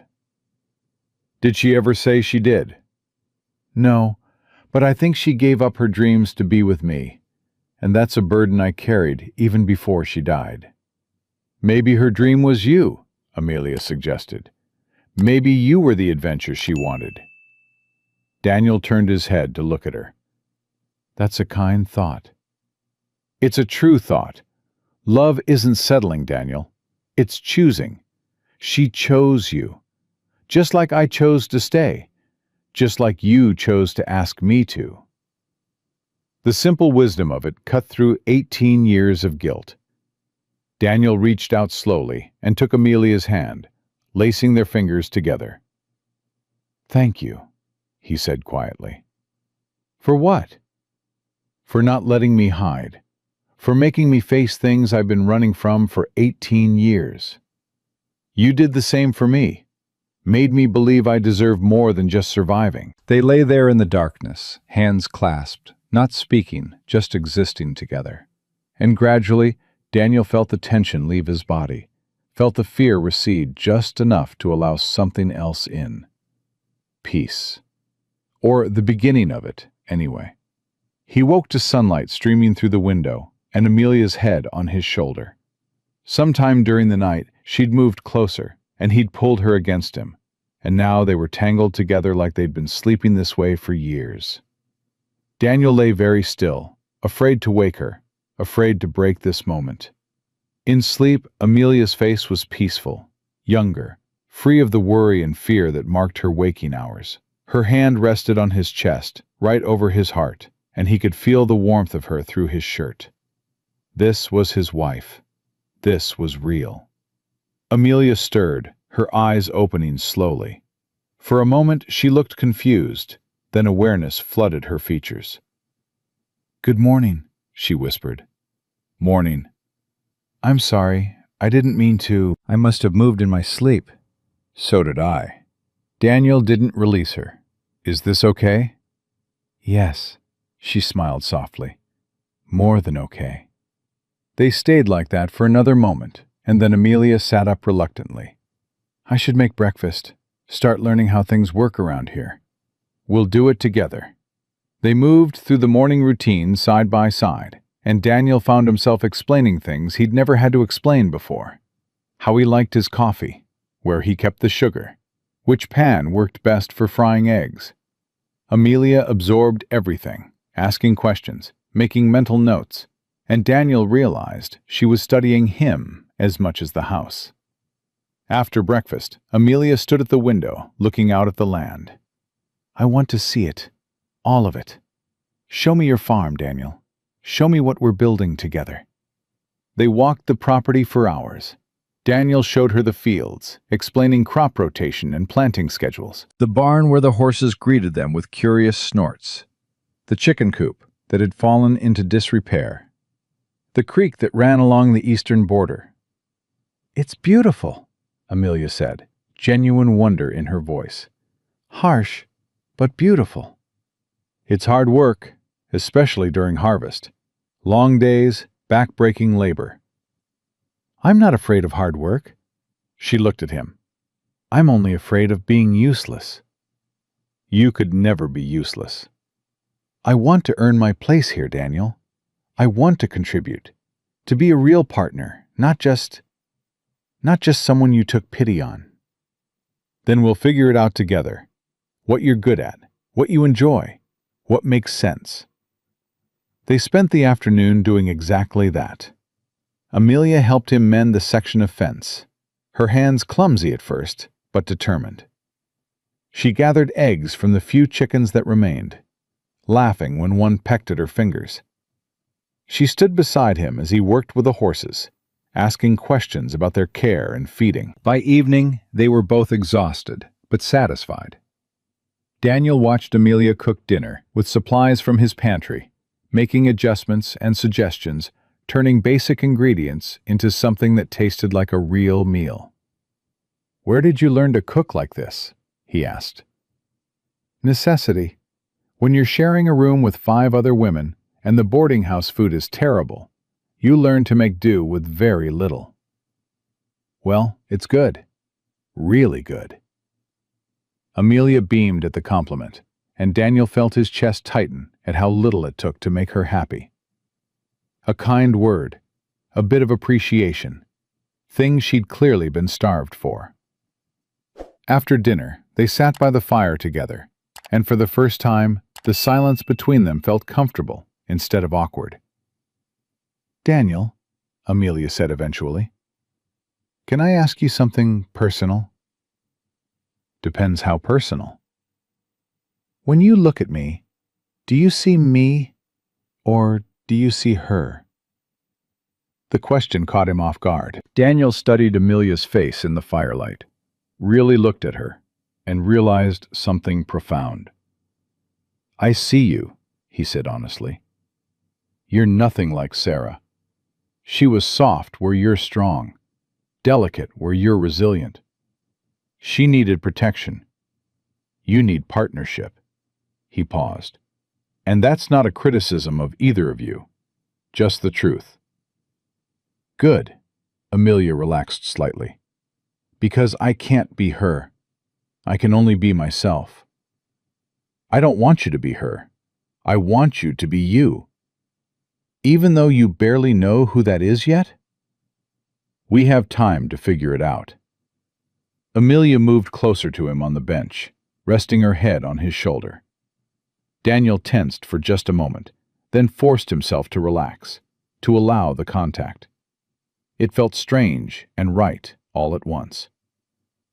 "I think I could be happy here," Amelia said softly. "With you. If we keep being honest with each other." "I think I could too." They sat in silence for a while longer, and then Amelia spoke again, her voice hesitant. "Daniel, tonight, can we sleep together again, like last night? Just sleeping, nothing more. I sleep better when you're there." Daniel's heart pounded.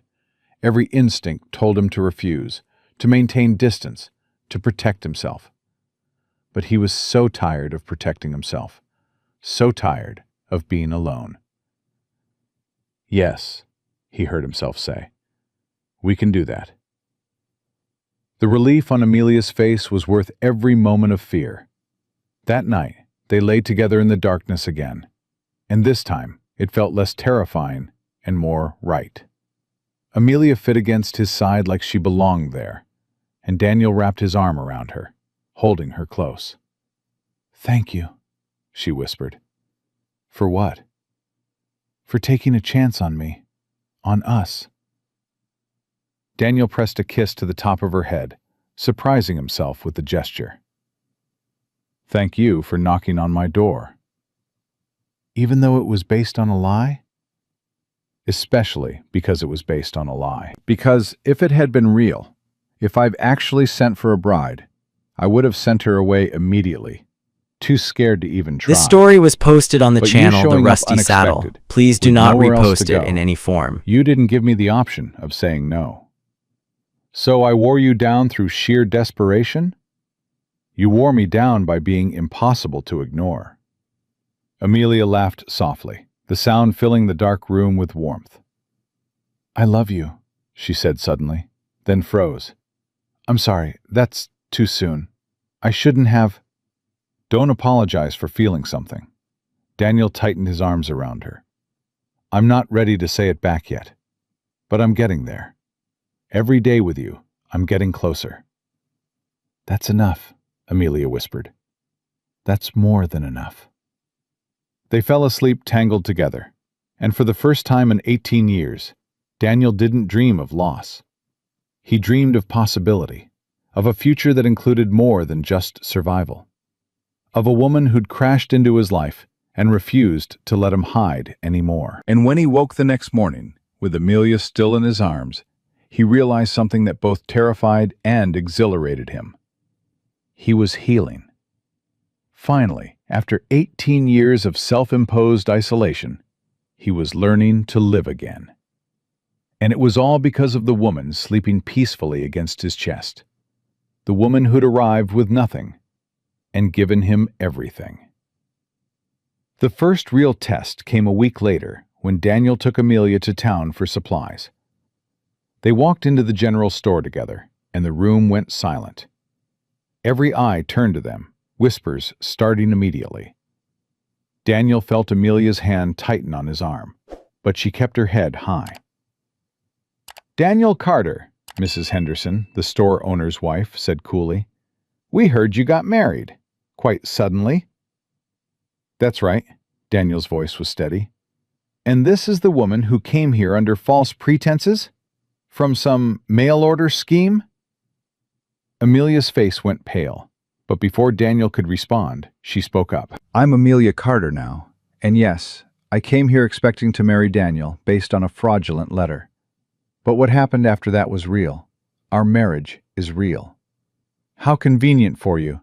Mrs. Henderson's tone was sharp as a blade. "Show up with nothing, trap a lonely widower, and suddenly you have a home and a name." Daniel felt rage rise in his throat. "That's enough." "No," Amelia's voice cut through. "Let her say what she needs to say, because I know what this looks like. I know how it seems. A desperate woman from the city taking advantage of a grieving man. But you don't know the truth. You don't know what we've built in the past week.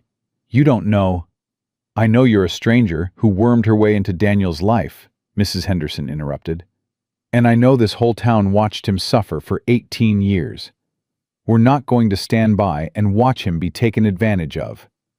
"I'm not taking advantage of anyone," Amelia's voice rose, trembling with emotion. "I love him." "And whether you believe that or not is your problem, not mine." The store went dead silent. Daniel stared at Amelia, shocked by her public declaration, by the fierce way she was defending their marriage to virtual strangers.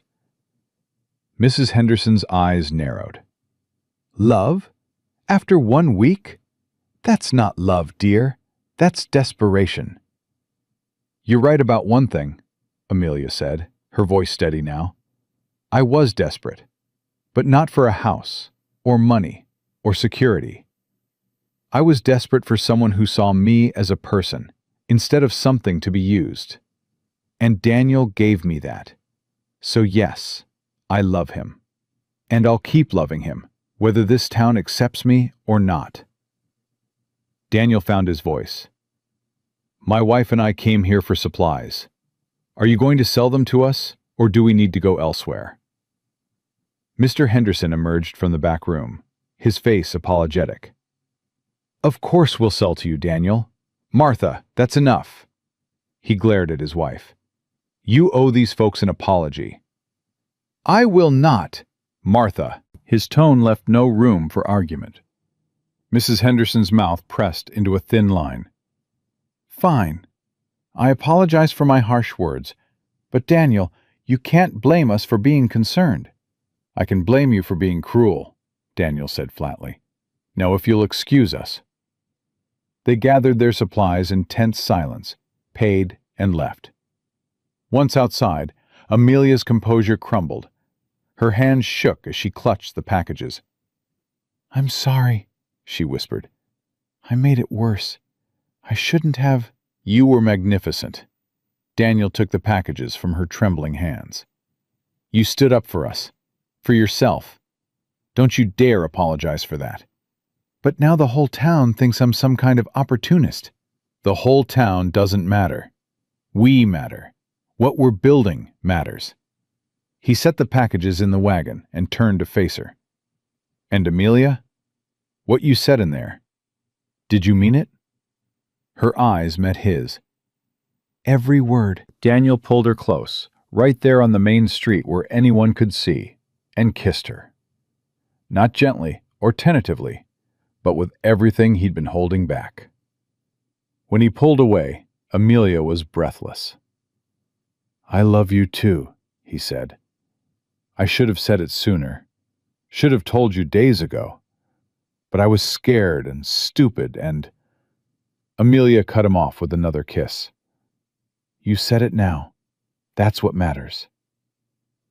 The ride home was quiet, both of them processing what had happened. But when they reached the house, Daniel helped Amelia down from the wagon and held her hands. "I need you to know something," he said. "No matter what this town thinks or says, you belong here. You're my wife. This is your home, and I will stand by you against anyone who tries to make you feel otherwise. Even if they're right? Even if I did trap you somehow without meaning to?" "You didn't trap me. You freed me." Daniel squeezed her hands. "From a prison I built for myself. From 18 years of just existing instead of living. You freed me, Amelia, and I will spend the rest of my life grateful for it." Tears spilled down her cheeks. "I don't deserve you." "Yes, you do. And I deserve you. We deserve each other. That's the truth, regardless of how it started." They went inside together, and Daniel realized something had shifted. The confrontation in town had forced them to declare their feelings publicly, to defend their marriage to others. And in doing so, they'd solidified something between themselves. But their peace didn't last long. 3 days later, a man arrived at the farm. Well-dressed, carrying an official-looking leather case, riding a horse that cost more than most farmers made in a year. Daniel was in the field when he heard the knock, and something cold settled in his stomach when he saw Amelia's face go white through the window. "Who is it?" he called, jogging toward the house. "I don't know," Amelia said, her voice tight with fear. "But he's asking for me by name, my maiden name." Daniel reached the door and opened it, placing himself between Amelia and the stranger. "Can I help you?" The man's smile was oily and practiced. "Mr. Carter, I presume. My name is Harold Whitmore. I'm here on behalf of the Chicago Matrimonial Bureau. I believe you have one of our clients here, Miss Amelia Lawrence?" "Mrs. Amelia Carter," Daniel corrected sharply. "My wife." "Ah, yes, so I heard. How fortuitous." Whitmore's smile didn't reach his eyes. "May I come in? This is a delicate matter that requires privacy." Every instinct told Daniel to slam the door in the man's face, but curiosity won out. He stepped aside, letting Whitmore enter, watching how the man's eyes cataloged everything in the room. "Nice property," Whitmore said. "Quite the upgrade from a Chicago boarding house, wouldn't you say, Miss Lawrence?" "Mrs. Carter," Amelia repeated, her voice shaking. "And what are you doing here?" "Collecting debts." Whitmore set his case on the table and opened it. "You see, when you entered into a contract with our bureau, You agreed to certain terms. The full journey was paid for by us, with the understanding that your new husband would reimburse the agency within 30 days of arrival.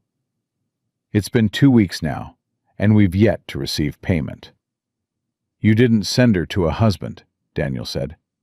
You sent her to a stranger based on a forged letter. That's fraud. Fraud is such a harsh word. Whitmore pulled out papers. I prefer to think of it as creative matchmaking. And regardless of how Miss Lawrence arrived at your doorstep, the fact remains that she used our services. Services that cost money. Money that is owed. How much? Daniel asked flatly. $200, plus interest and collection fees, naturally. We'll call it $250 to be fair. Amelia gasped. That's 5 times what I paid you. Well, we had to cover the cost of the letter, the arrangements, the publicity. These things add up. Whitmore's smile was This story was predatory. posted on the channel Of The course, Rusty if you Saddle. can't pay, Please do not we have repost it other in any arrangements form. we can make. What kind of arrangements? Daniel's hands clenched into fists. Miss Lawrence could return to Chicago and work off the debt. We have several establishments that would be happy to employ a young woman. Taverns, boarding houses, that sort of thing. The implication was clear and disgusting. Daniel moved between Whitmore and Amelia. Get out of my house. Now, Mr. Carter, let's be reasonable. I said get out before I throw you out. Whitmore's pleasant facade cracked. You owe us money. If you don't pay, we'll take legal action, garnish your farm, destroy your reputation. We have lawyers, Mr. Carter, good ones, and we will pursue this debt to the full extent of the law. Then let me make something very clear. Daniel's voice was deadly quiet. My wife came here under fraudulent circumstances created by your agency. You forged a letter in my name. You took her money under false pretenses. If anyone's guilty of fraud here, it's you. So if you want to go to court, let's go. I'll be happy to explain to a judge exactly how your agency operates. Whitmore's eyes narrowed. You have no proof. I have the letter, with handwriting that doesn't match mine. And I'm sure if we dig deeper, we'll find other women you've done this to. Other men whose names you've used. Your business model relies on people being too ashamed or too poor to fight back. But I'm neither. The room fell silent. Whitmore looked between Daniel and Amelia, recalculating. Finally, he snapped his case shut. This isn't over, he said coldly. You'll hear from our lawyers. I look forward to it. Daniel opened the door. Now get off my property before I have the sheriff remove you. Whitmore left, and Daniel slammed the door behind him. He turned to find Amelia collapsed in a chair, her face in her hands. He's going to destroy us, she whispered. He's going to take everything. Daniel knelt in front of her, pulling her hands away from her face. No, he's not. Because he's bluffing. His entire business is built on fraud.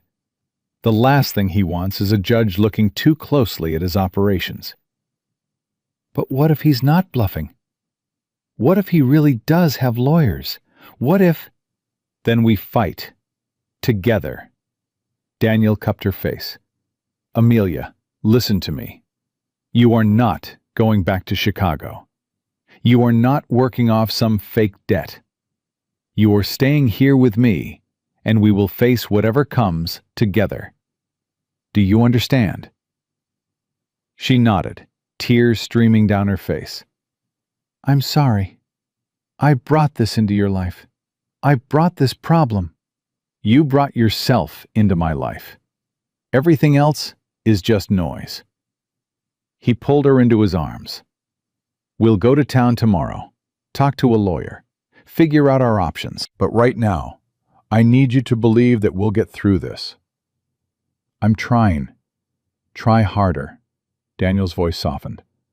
Because I can't do this without you. I need you strong. I need you fighting beside me. Can you do that? Amelia pulled back, wiping her eyes. Yes. Yes. I can do that." That night they lay together in bed, but neither could sleep. Amelia was tense against him, her mind clearly racing. "Tell me about the worst day of your life," Daniel said suddenly.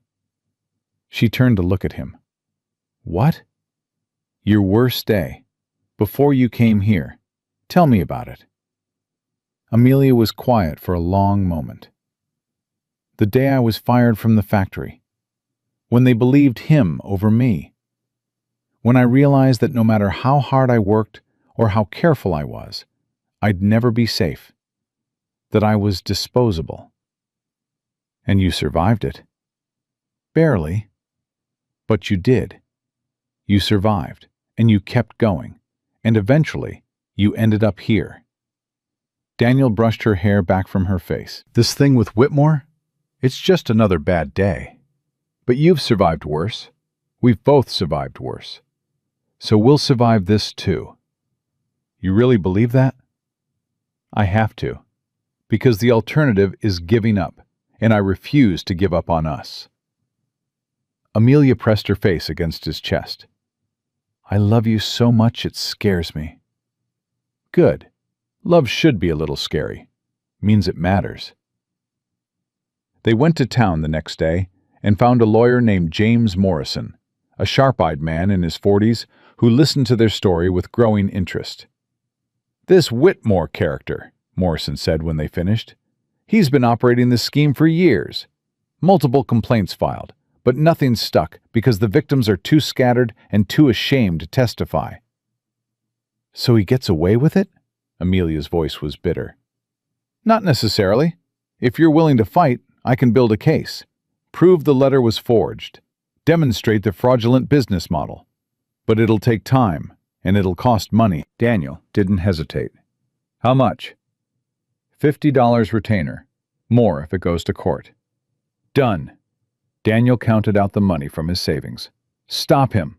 Not just for us, but for every woman he's done this to." Morrison's respect showed in his eyes. "I'll do my best." As they left the lawyer's office, Amelia grabbed Daniel's arm. "That was half your savings." "Money well spent if it protects you." "But what if we lose? What if—" "We won't." Daniel's confidence was absolute. "Because we're right and he's wrong, and sometimes that actually matters." The next few weeks were tense. Morrison worked on building the case, tracking down other victims, gathering evidence. Whitmore sent threatening letters, but Daniel burned them without reading past the first line. The town's opinion remained divided. Some supported them, others whispered about scandal and impropriety. Through it all, Daniel and Amelia grew closer. They worked the farm together, ate together, slept tangled in each other's arms every night. And slowly, carefully, their marriage became real in every sense. Then one morning, Morrison appeared at their door with news. "Whitmore's gone," he said, unable to hide his satisfaction. "Packed up and disappeared in the middle of the night. Seems he caught wind that we had 3 other women willing to testify against him, and decided the risk wasn't worth it." Amelia's knees nearly gave out. "He's really gone?" "Really gone. And I spoke with the judge. Given the circumstances, any debts you might owe the Bureau are considered void. You're free and clear." Relief crashed over them like a wave. Daniel pulled Amelia into his arms, and she burst into tears of pure joy. After Morrison left, they stood in their doorway, looking out at the land that was now truly theirs, without any shadow hanging over them. "It's over," Amelia whispered. "It's really over." "The bad part is," Daniel agreed, "the good part is just beginning." She turned in his arms to face him. "I keep waiting for something to go wrong, for this to fall apart. When does that feeling stop?" "Maybe never. Or maybe someday, when we're old and gray and surrounded by grandchildren, you'll look back and realize you stopped being afraid somewhere along the way." "Grandchildren?" Amelia raised an eyebrow. "You're thinking that far ahead?" "I'm thinking about forever with you, however that looks." Amelia pulled him down for a kiss, deep and sweet and full of promise. When they broke apart, she was smiling. "I'm glad I knocked on your door," she said, "even though it was based on a lie. Even though it was terrifying. I'm glad I came here and found you." "I'm glad you did too, even though it scared me, even though I fought against it every step of the way." Daniel rested his forehead against hers. "You saved me, Amelia, from a life that wasn't really living, from 18 years of just existing. You saved me." We saved each other. And that was the truth of it. Two broken people, thrown together by a lie, who'd chosen to build something real from the wreckage of their pasts. It hadn't been easy. It hadn't been simple. But it had been worth every terrifying, beautiful moment. Months passed. The farm flourished under their combined care. Amelia proved to have a talent for the chickens, building up their flock until they had fresh eggs to sell every week. She planted a vegetable garden that yielded more than they could eat. She made curtains for the windows and brought warmth to every corner of the house. And Daniel learned to let her in completely, not just into his home or his bed, but into his heart. He learned to talk about Sarah without drowning in grief. He learned that loving Amelia didn't mean betraying his first wife's memory. He learned that the human heart had infinite capacity for love if you were brave enough to use it. One night, a year after Amelia had first appeared on his doorstep, they lay in bed together, her head on his chest, his arms wrapped around her. "Daniel," she said softly. "I'm pregnant." His heart stopped, then started again, pounding so hard he was sure she could hear it. "What?" "I'm pregnant, I'm sure. All the signs are there." She looked up at him, fear and hope warring in her eyes. "Are you angry?" "Angry?" Daniel sat up, pulling her with him. "Why would I be angry?" "Because of what happened to Sarah. Because of the risk. Because—" He kissed her, cutting off her words. "I'm not angry. I'm terrified, yes. But I'm also happy. So happy I can barely breathe."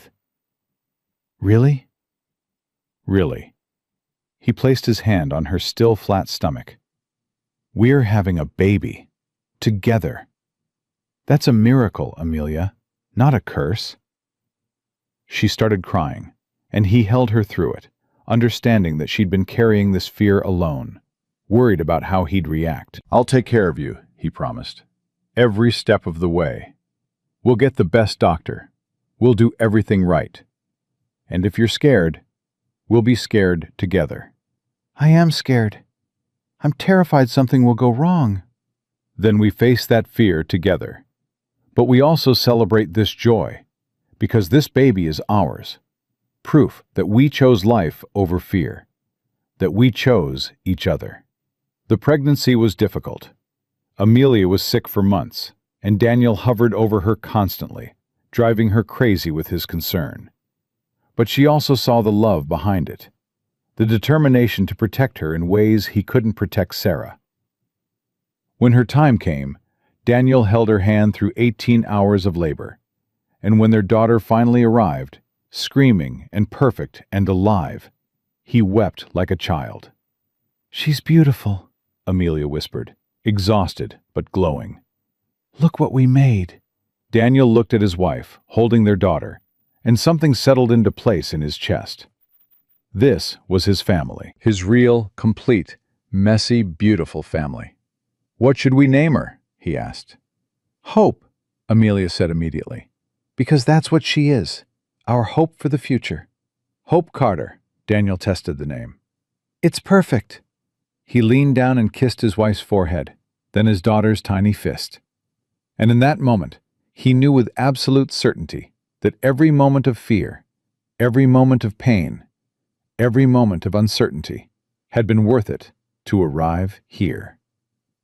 Years passed. Hope grew strong and healthy, followed by a son they named Thomas, then another daughter named Grace. The farm prospered. The town eventually accepted Amelia, especially after she organized the women's auxiliary and raised money for the new church. Daniel's laughter became a common sound again, and neighbors remarked on how he'd come back to life. On their 10th anniversary, Daniel and Amelia stood together on their porch, watching their children play in the yard. "Do you ever regret it?" Daniel asked. "Staying here based on a fraudulent letter? Building a life with a stranger?" Amelia looked at him, this man who'd become her entire world, and smiled. "Not for a single second. Because that stranger became my home, my partner, my everything." "I love you," Daniel said, "more than I ever thought possible. More than I thought I'd ever love again." "I love you too, more than words can express." They stood there together, watching the sunset paint the Wyoming sky in shades of gold and pink, their children's laughter filling the air. And Daniel knew he'd finally found what he'd lost 18 years ago. Not just love, but the courage to live fully, the willingness to risk everything for something real, and the understanding that sometimes the best things in life come from the most unexpected places. Like a woman knocking on your door in the middle of a storm, carrying a letter based on a lie that led to the most honest, true, and beautiful life he could ever have imagined.